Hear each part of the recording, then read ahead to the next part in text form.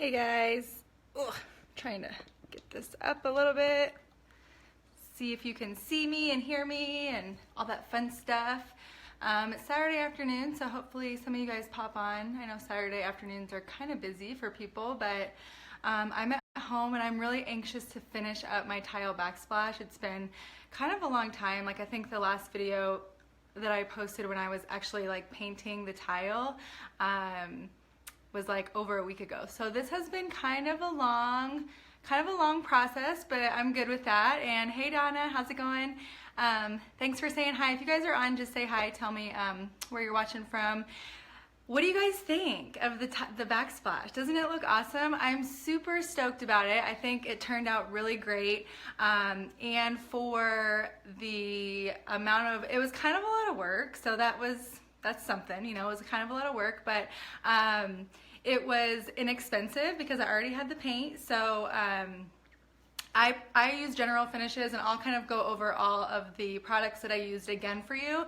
And I was gonna do like some stenciling on the video for you, but I was like, I'm not gonna do that because I feel like it's kind of daunting. So I went ahead and I did it, and I also learned a lot from it. So I wanted to kind of teach, at least like share some insight that I had for you kind of after the fact. So if I was doing it with you guys, it would have been, I wouldn't have had as much to share because I've never done this before. This is my first time doing this. So I felt like if I just went ahead and did all of it, then I could at least like share with you some tips and tricks and things that I would suggest, things that I would do differently if I was to do it again.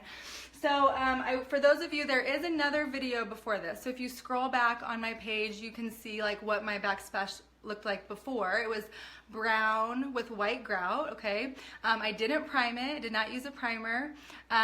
Yes, I will definitely take closer pictures. I kind of wanted to wait to get the final pictures. I wanted to put on my plates. I'm gonna show you actually the plates that I got. I chose these. Aren't those adorable? I'm gonna link the link to these in case you guys are interested in these. They're off Amazon. So I pretty much just get everything off Amazon because because I have kids. So so I love those. So I was gonna get like some final pictures once I had like everything back on and everything, but I will definitely get some more close-up pictures. But so what I used, so like I was saying, for the people that didn't get to see my video, the first one, or see my backsplash before, it was like a real dark chocolate brown. It had white grout. It's a real textured tile.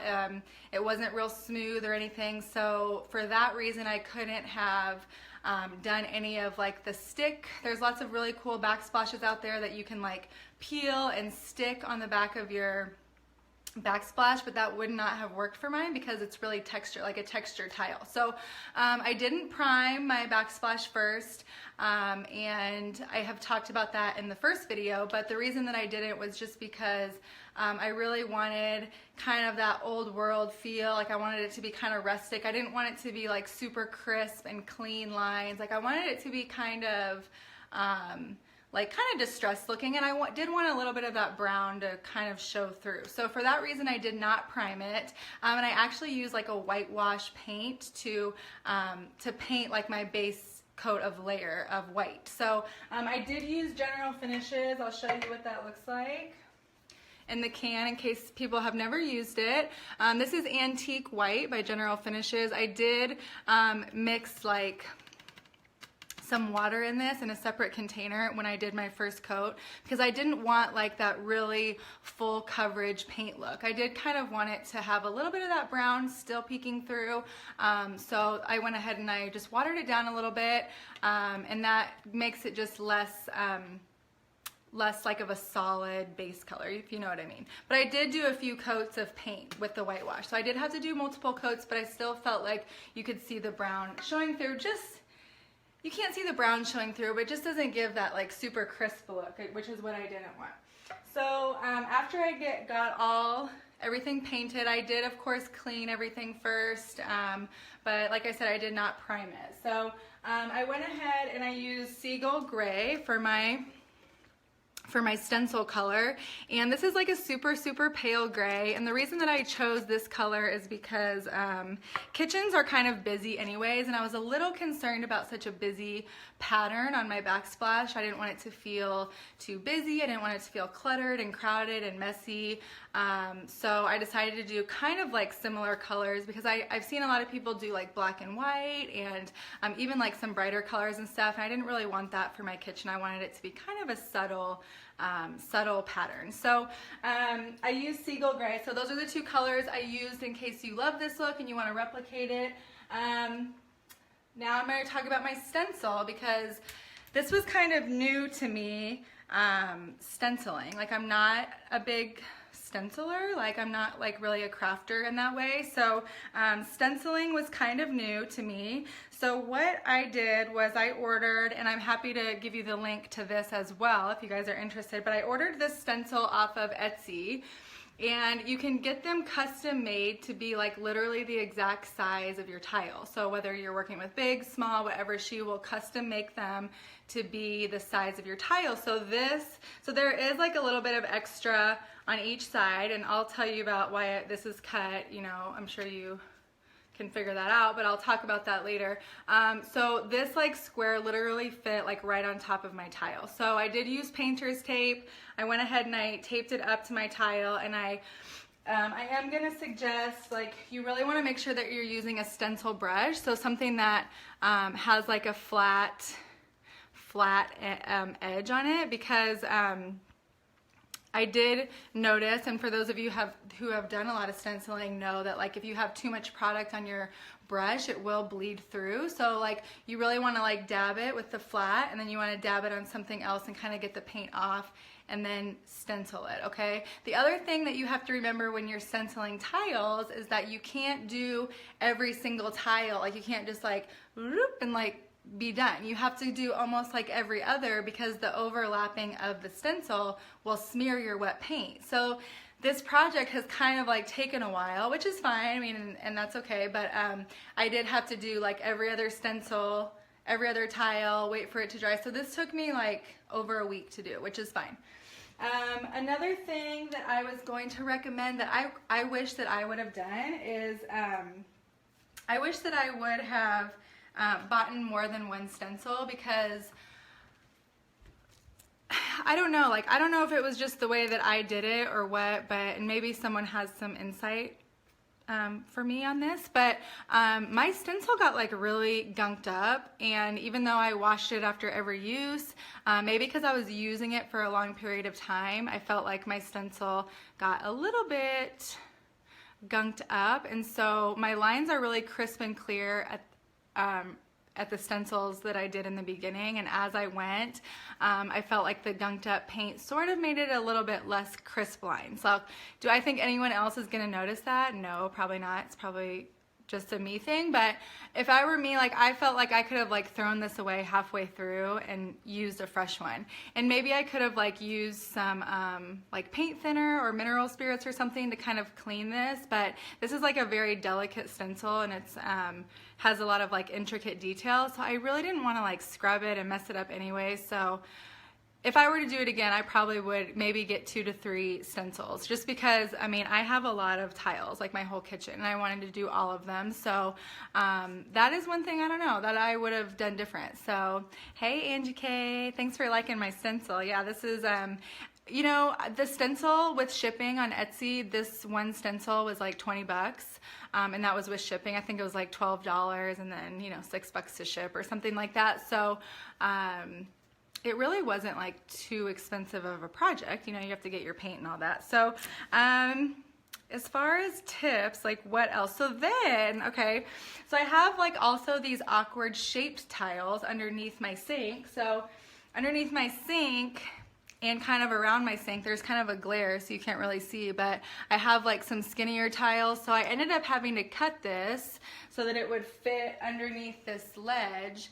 So I went ahead and I did all my big tiles first, and then I went and did my little tiles, and then I had to use even like this piece to kind of do some of the awkward corners that were small and stuff like that. So I guess if I were to be able to do something different, it would be to order multiple stencils and kind of just, I don't know. I think that would be that. So, but I did enjoy like stenciling. I thought it was pretty fun. What else? Do you guys have any other questions about this? I'm gonna put my last coat of top coat on this, just on this video, so you guys can watch. But I am going to use, I'm just going to go ahead, I was kind of like going back and forth, I didn't know what I wanted to use for my top coat, but I just went ahead and decided to stick with the general finishes, and I'm using the High Performance top coat in flat. And their flat top coat has just a tinge of a sheen to it, so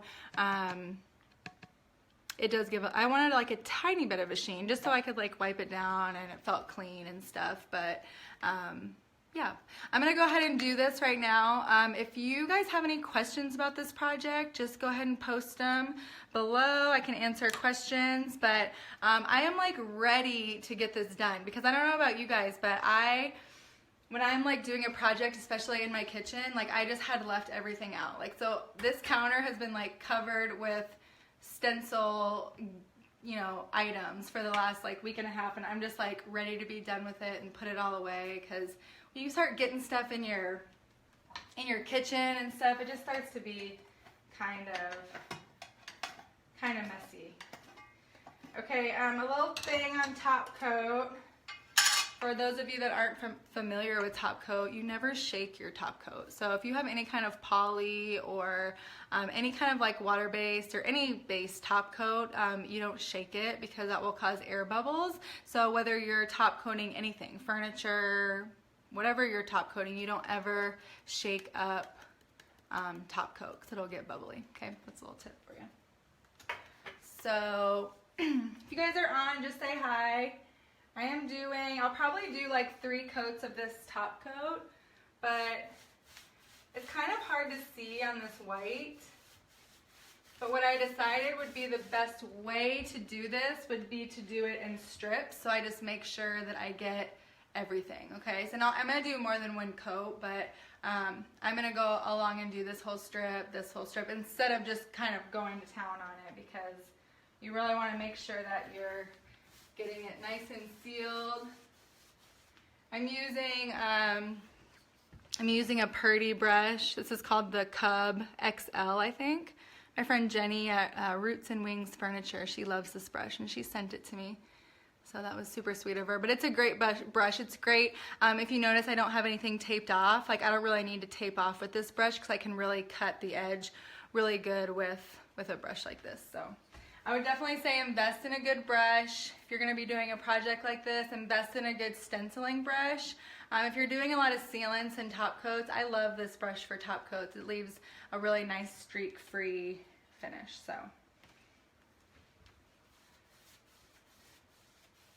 and to be honest, see how that just cuts along the top like that? Hopefully you guys could see that, but these Purdy brushes that are angled are great for like edges. Anything that has like an edge that you need to be real precise, I would really suggest investing in a good brush. To be honest, what I was gonna say is that I wasn't really sure which top coat I wanted to use. I went back and forth between a few, but I love this High Performance top coat by General Finishes. I think it's like super durable, and I know that it wipes down well. Like, I can just wipe it down with a wet rag, and super easy and clean. It's gonna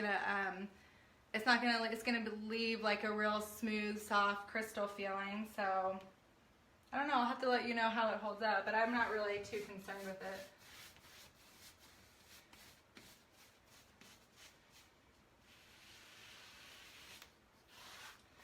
Super excited about this project, because I've been wanting to do new backsplash for a long time, like since we moved into this house, and it's kind of like a tedious job if you're going to do it yourself, and it's kind of expensive, you know, and you have to have a tile saw and all that, and I was just kind of like, oh, it's just a lot, you know. So I don't know, I think this was, you know, was a little bit of work, but, you know, I think that the result was totally worth it. Totally lightens up my whole kitchen. I feel like super light, super airy in here now. Feels clean and crisp, you know, so. Yeah, Donna, I love this brush. I don't like really paint with it a lot. I have to be honest, I really prefer more of like the round, big round brushes when I paint furniture, but for like top coats and sealants, I love this brush for that. I love all Purdy brushes, really. All the Purdy brushes that I have, I love. So see how you can just kind of cut that bottom all along?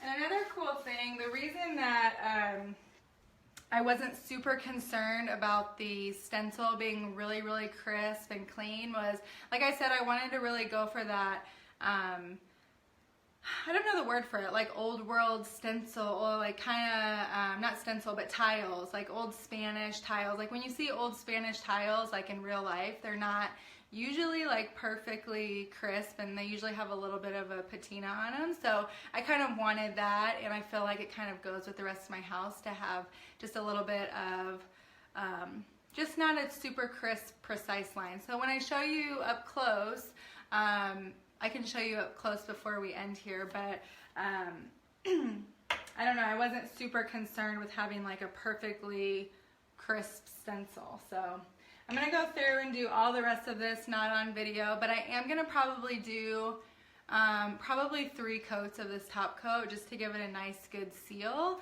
And I've already done the other side of my kitchen, and I've top coated it 3 times. I've wiped it down, cleans up really nice. It looks really pretty. So give you guys a little bit of an up close view before I jump off. And feel free to ask any questions that you have. Even if you're watching this later, you're more than welcome to ask questions. Hopefully you guys can see how that looks. Tell me if you like it. I went ahead and went all the way around, and these are kind of those awkward shaped tiles there. That's why I had to end up cutting it. So yeah, Donna, I'll come to your kitchen, girl. You just invite me down, I'll come over, I'll bring my sleeping bag. I'll come to your kitchen for you, girl. Anyway, so, and then here's the other side. It's a little messy because I wasn't expecting to show you, but that's just life, right? So that's how it looks. It looks so pretty. It looks so good. And it really did just like brighten everything up and open everything up, and super easy, super fun, super inexpensive too if you're wanting something new for your backsplash. A lot of you guys saw my backsplash before I had it done and said, you guys said, I have that same exact backsplash. Like a lot of you guys said that. Like I have the same backsplash. So I wonder if it's like a builder type, you know, thing that, you know, just kind of comes in houses. So if you're looking to upgrade it or make it something fun, you can totally do it. You can totally do it. So anyways, for those of you that were really interested in this project, feel free to ask me questions if you guys are considering it. And like I said, I am here, so if you guys need me, I will be here for any questions you have. And I will post some after pictures of everything once I get my back plates on. These are so cute. And if anyone wants to link to these back plates, I can get you that too. So. All right, I hope you guys have a good Saturday. I'm not going to keep you any longer because I'm going to finish this up and all that. So comment, share, like, all that good stuff so people can see this. And that's all. That's all I got for you. So I hope you have a good Saturday, and I'll talk to you guys later.